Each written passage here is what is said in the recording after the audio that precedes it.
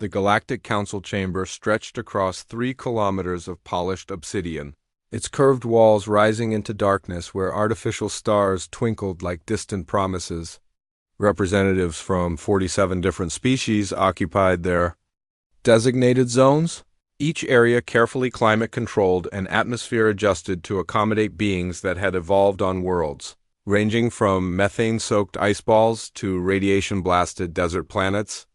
Ambassador Sarah Chun sat in the human delegation's modest section, her simple black suit a stark contrast to the elaborate breathing apparatus, environmental suits, and exotic technologies that surrounded her.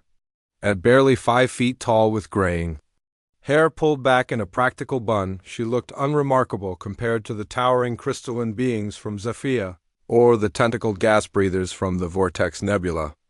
That was exactly how humans preferred it. The current debate concerned mining rights in the Kepler 442 system, a resource-rich region that had been discovered jointly by human and Zilithian exploration vessels. What should have been a straightforward negotiation had devolved into a 3-hour marathon of posturing, threats, and barely veiled insults directed at the newest species to join the galactic community. The primitive humans, announced Counselor Vex-High of the Meridian Alliance, his forearms gesturing dismissively, lacked the technological sophistication to properly extract the rare minerals from Kepler 442. Their crude methods would damage the delicate crystalline formations. Sarah made a note on her tablet, her expression neutral. Around the chamber, other species murmured agreement or disagreement in languages that sounded like everything from singing crystals to grinding metal. The translation matrices embedded in each delegation's communication systems worked overtime to convert meaning between radically different forms of expression. Furthermore, continued another representative, this one from a species that resembled a cross between a praying mantis and a chrome sculpture, humanity has only been spacefaring for 2 of their centuries. They are children playing with tools they do not understand. The insults weren't new. Sarah had heard variations of them at every council session since humanity had been granted provisional membership 18 months ago. What these species didn't understand was that humans had been listening, learning and taking very careful notes about who said what. The session dragged on. Species after species stood to voice their opposition to human involvement in the mining operation. Some were more diplomatic about it, suggesting joint oversight or technological partnerships that would effectively sideline human interests while appropriating human discoveries. Others were bluntly hostile, questioning whether humanity even deserved a seat in the galactic community. Sarah checked the time on her tablet. The session was running long, which meant the various delegates were getting tired, hungry, or whatever equivalent their biology demanded. Tired beings made mistakes. Tired beings said things they shouldn't say. The break came when Counselor Grathtalk of the Hegemony World stood to address the chamber. The being was impressive even by galactic standards, standing nearly 4 meters tall, with thick, armored plates covering a body that had evolved on a high-gravity world, where everything wanted to kill everything else. His species, the Carthani, were known throughout the galaxy as formidable warriors and shrewd negotiators. "Honored representatives," Grathtalk began, his translated voice carrying the undertones of authority that had made his species feared across 12 systems. "We waste time on pointless debate. The humans are a minor species with no significant military capability, no advanced technology, and no real claim to these resources beyond the accident of discovery." He turned his massive head toward the human delegation, fixed focus eyes that had evolved to track prey across vast distances, locking onto Sarah. "They contribute nothing to galactic civilization except confusion and delay. Perhaps it is time to reconsider whether such a primitive species deserves representation in this august body." The chamber fell silent, even by the standards of galactic politics. Questioning a species' right to representation crossed several lines. Sarah felt the attention of 47 different species focus on her delegation. Waiting to see how the humans would respond to such a direct challenge, she stood slowly, setting her tablet aside and smoothing down her jacket. When she spoke, her voice was calm and measured. The tone of someone who had spent decades in diplomatic service learning to diffuse exactly these kinds of situations. Counselor Grathtalk raises important points about technological capability and military strength, Sarah said, her words carrying clearly across the vast chamber. Perhaps we should examine those topics more closely. She paused, letting the translation matrices catch up and convey meaning to beings who communicated through everything from pheromone clouds to electromagnetic pulses. The Carthani are indeed known throughout the galaxy for their military prowess, Sarah continued. Your conquests in the outer spiral are legendary. Your warriors are feared. Your technology is advanced. These are facts that no one disputes. Grathtalk's armored plates shifted slightly, the Carthani equivalent of a pleased expression. Around the chamber, other delegates watched this apparent capitulation with varying degrees of interest and amusement. However, Sarah said, and her tone carried just the slightest edge that made several translators pause as they worked to convey subtle meaning across species barriers. I find myself curious about something. You mentioned humanity's lack of military capability as evidence of our unfitness for galactic society. Tell me, Counselor, when was the last time your people fought a war? The question seemed innocent enough, but something about the way Sarah asked it made the chamber's attention sharpen. Grathtalk's massive form straightened, armored plates clicking as they settled into a more defensive configuration. The Carthani have not needed to wage war in over 3 centuries, he replied, pride evident even through the translation matrix. Our reputation alone maintains peace in our territories. 3 centuries, Sarah repeated thoughtfully, a long time. A peaceful time for your people. She clasped her hands behind her back, a gesture that looked casual but caused several of the more perceptive delegates to lean forward in their various forms of seating. Humanity, as you correctly noted, has only been spacefaring for 2 centuries. But I wonder if you've studied our history before we reached the stars. Do you know what we were doing during those millennia when we were confined to a single world? The question hung in the air like a challenge wrapped in diplomatic courtesy. Around the chamber, beings that had evolved under different stars and different laws of survival began to pay closer attention to the small, human woman standing calmly in her unremarkable black suit. Grathtalk's translator worked for several seconds before producing a response. Primitive warfare between tribal groups, I assume. The usual pre-spaceflight conflicts over territory and resources. Sarah nodded as if considering this assessment. Territory and resources, yes? Though perhaps tribal isn't quite the right word for what we did to each other. She took a step closer to the speaking platform, her movement drawing the eye of every delegate in the vast chamber.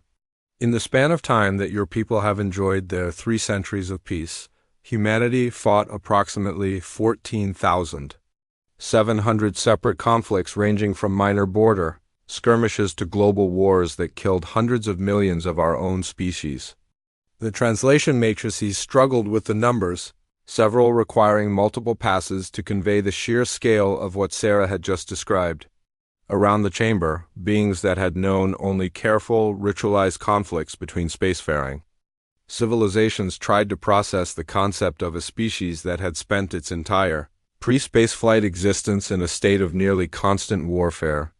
14,000 wars in 2 millennia, Sarah continued, her voice still carrying that same diplomatic calm even as she described horrors that made several delegates' environmental systems flicker in distress.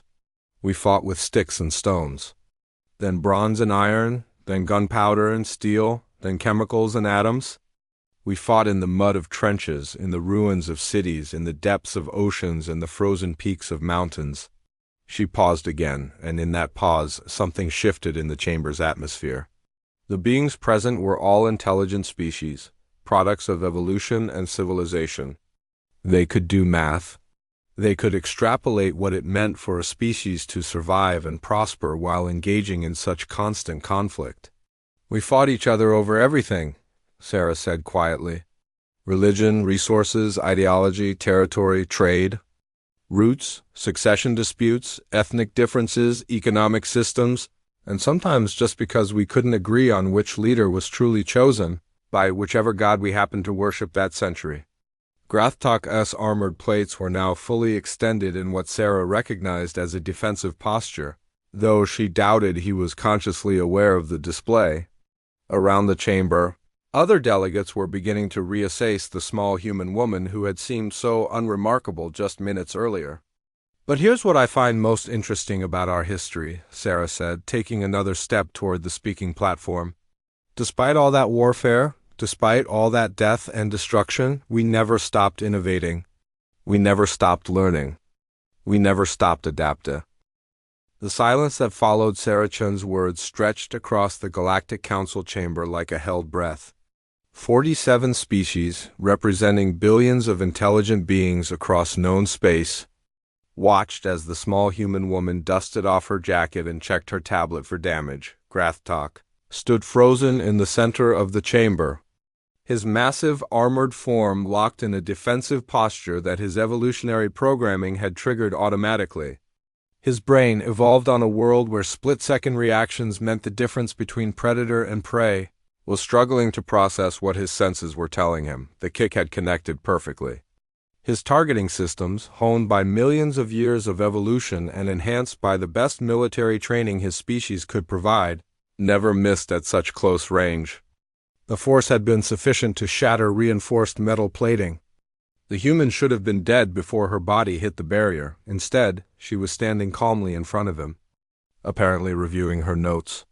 "Counselor Grathtak," Sarah said, her voice carrying the same diplomatic politeness that had characterized her entire presentation.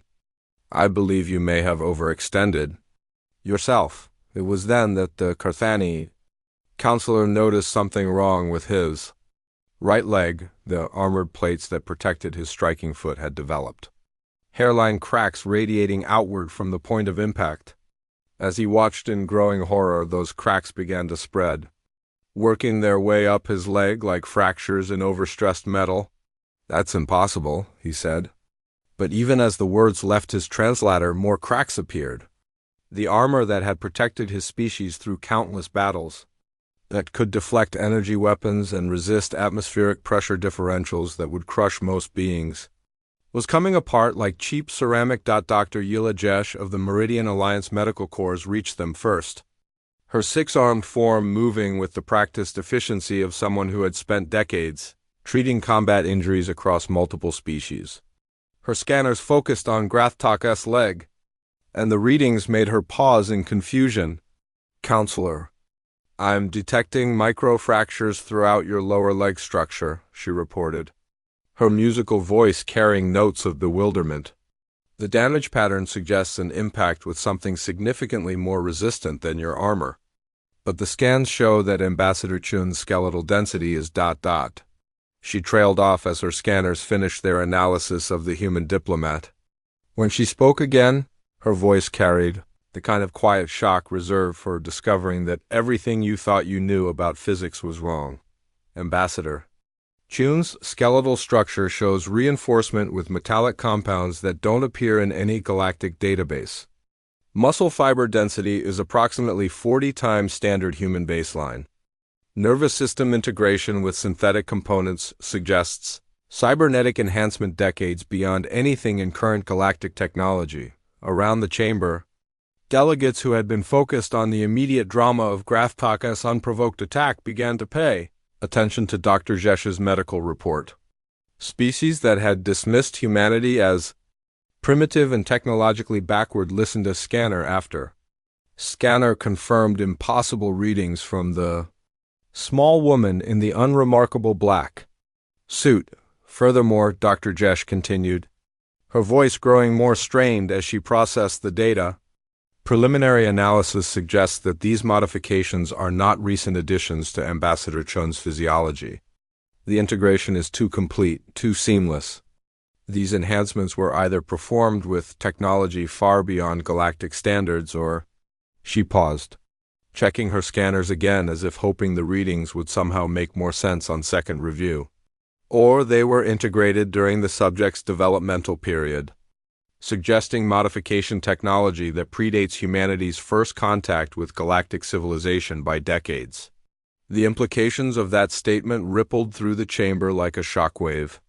Species that had assumed human technology was crude and primitive began to recalculate their assessments. If humanity possessed cybernetic enhancement capabilities that exceeded galactic standards, and if they had possessed such technology for decades before making contact, then perhaps their claims about technological capability deserved more serious consideration. Graftalk, meanwhile, was discovering that the damage to his leg was more extensive than simple armor failure. The bones beneath the cracked plating were developing stress fractures that spread with each passing second.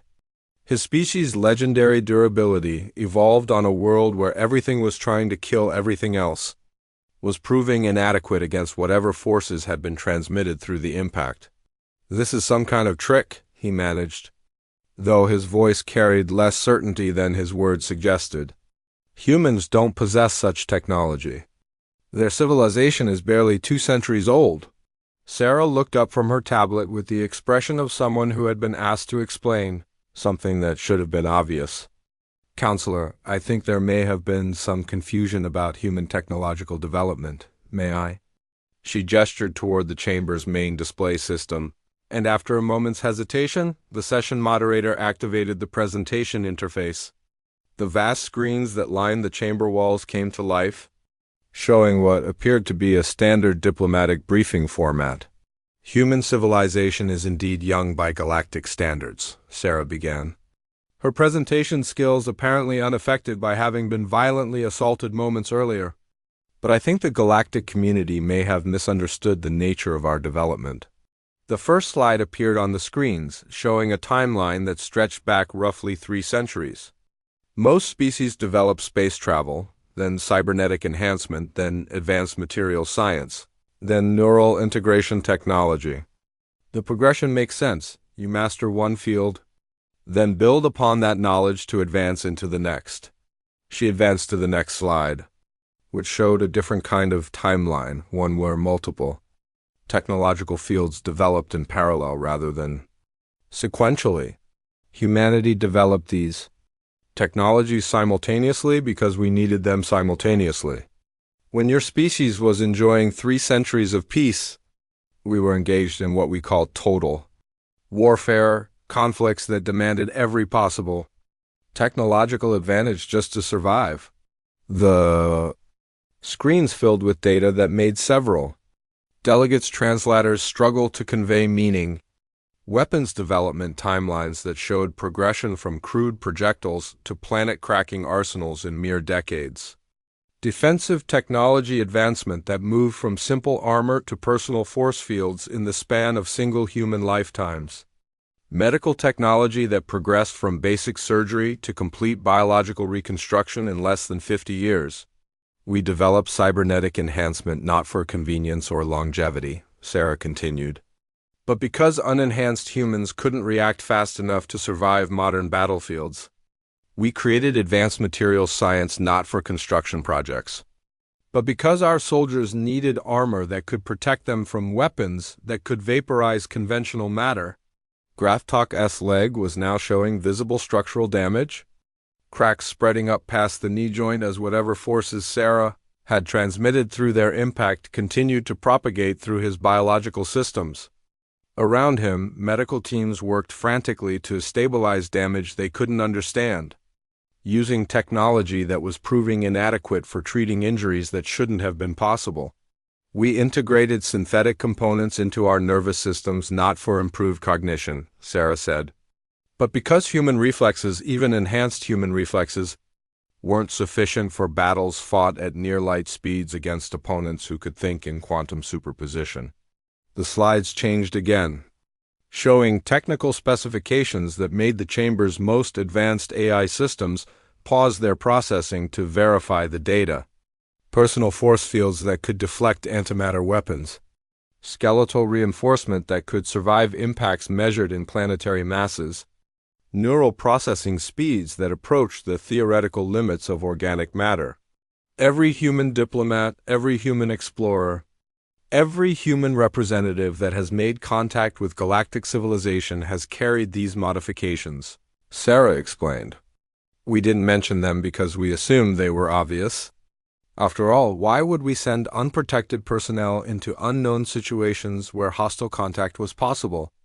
Around the chamber, beings that had spent months or years interacting with human representatives began to reassess every conversation, every negotiation, every seemingly casual encounter.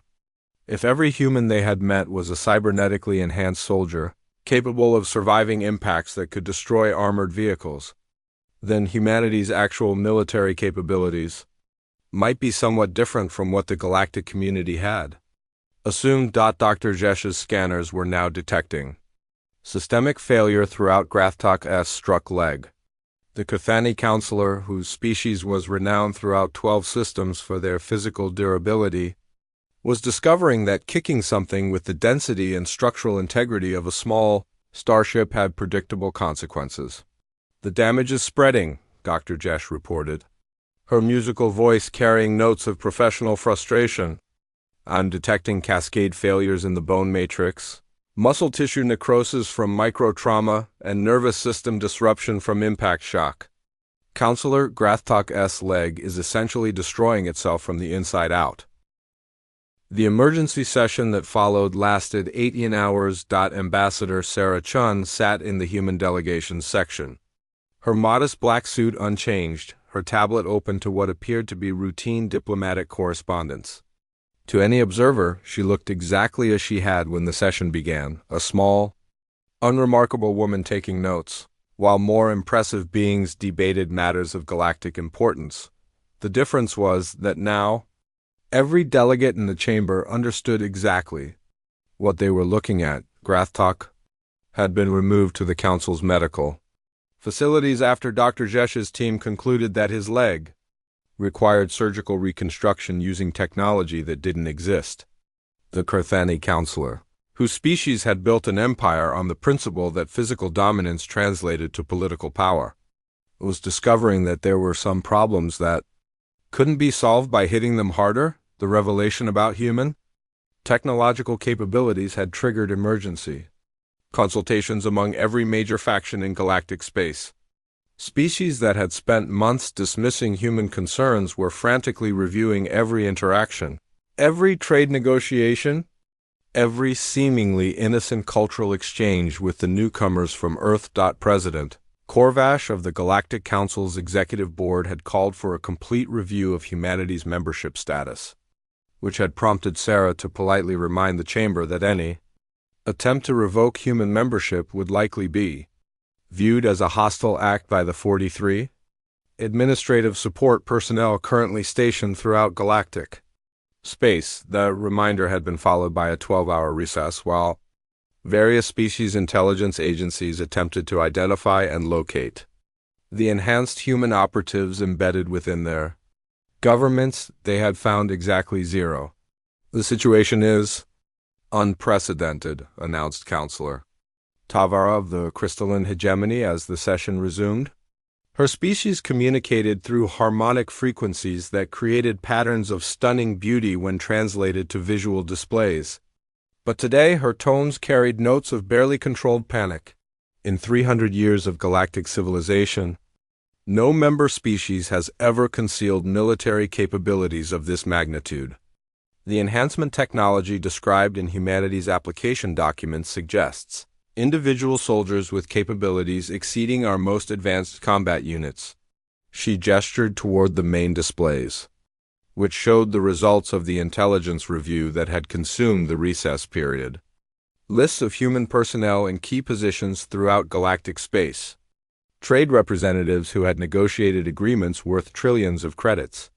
Scientific researchers who had been given access to classified technology databases.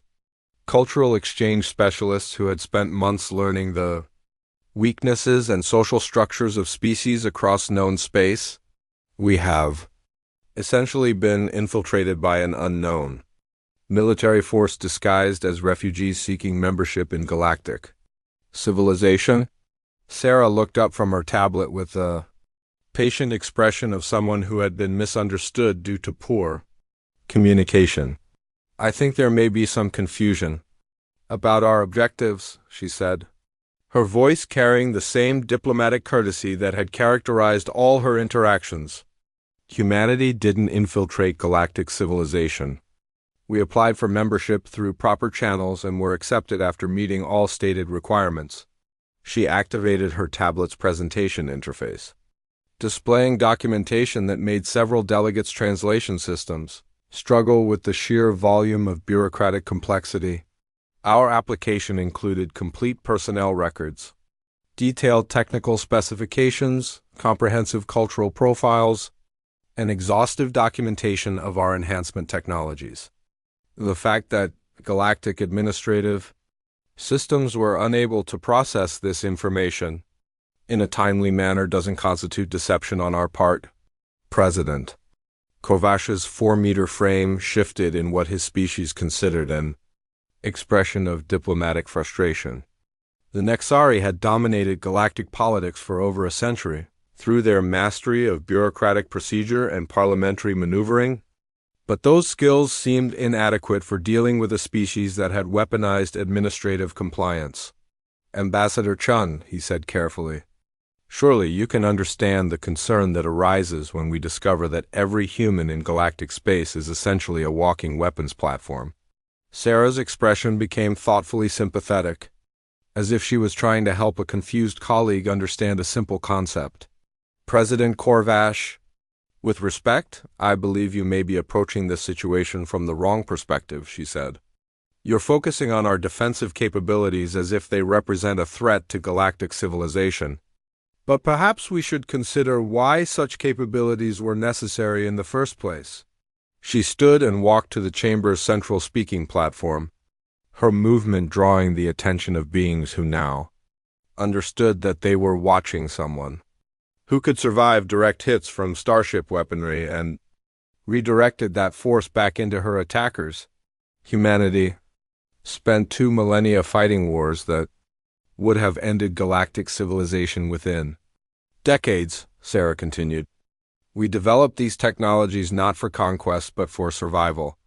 Every modification, every enhancement, every defensive system represents a solution to a problem that killed millions of our people before we learned to solve it. The displays changed to show comparative analysis data that made several delegates lean forward in their various forms of seating, casualty figures from human conflicts, compared to the total losses suffered by all galactic species combined over the same time period. Technology development timelines that showed advancement rates driven by existential necessity rather than academic curiosity. Military doctrine evolution that treated survival as a mathematical problem requiring engineering solutions. The reason our soldiers can survive impacts that would destroy your combat units is that our battlefields required such durability, Sarah explained. The reason our enhancement technology exceeds your standards is that anything less than perfection meant extinction. The reason our defensive systems seem impossibly advanced is that we couldn't afford to lose a single engagement. She paused, allowing the translation matrices to convey meaning to beings whose entire military experience consisted of ceremonial displays and carefully regulated territorial disputes. When Counselor Grathtok attacked me, he was applying force that would have been lethal against any unmodified being. In human terms, he was using what we would classify as moderately firm physical correction, appropriate for resolving minor disagreements between individuals of roughly equal capability. The silence that followed suggested that the chamber's occupants were beginning to understand the scale of the miscalculation that had occurred. Dr. Jesh chose that moment to return with her medical team's final report on Grathok's condition. The Meridian Alliance physician's musical voice carried notes of professional bewilderment as she addressed the chamber. Counselor Grathok's injuries are unique, she reported. The impact force was redirected through his skeletal structure in a pattern that suggests the target object analyzed his attack vector in real time and calculated the optimal energy distribution to maximize damage to the attacking limb while minimizing harm to surrounding tissue. She displayed medical scan results that showed damage patterns more precise than anything the Galactic Medical Database contained. References for the leg will require complete reconstruction using synthetic components. Our current technology cannot repair damage this sophisticated. However, Ambassador Shun has provided technical specifications for human medical enhancement procedures that could not only repair the damage, but significantly improve Counselor Grathtalk's physical capabilities. The offer of medical assistance had the kind of diplomatic elegance that made experienced negotiators appreciate the artistry involved. Humanity was offering to repair damage caused by their defensive systems using technology that would leave the victim significantly more capable than before the incident. It was the kind of gesture that demonstrated both technological superiority and cultural sophistication in a way that no amount of posturing could achieve. Counselor Vexai, who had spent the opening session describing humans as primitive, raised one of his forearms to request permission to speak. His translator worked for several seconds before producing words that carried unusual caution. Ambassador Shun, the technological capabilities you've described raise obvious questions about humanity's long-term intentions within galactic civilization. If your species possesses such advanced military technology, what prevents you from simply taking what you want rather than negotiating for it? Sarah's smile was warm and genuinely pleased, as if she had been waiting for someone to ask exactly that question. Counselor Vexai raises an excellent point about power and restraint, she said. Perhaps I can illustrate with a simple example. She activated her tablet's communication interface, which connected to systems throughout galactic space with efficiency that made several delegates, security advisors, take concerned notes. Currently, there are 43 enhanced human operatives stationed throughout galactic civilization in various administrative capacities.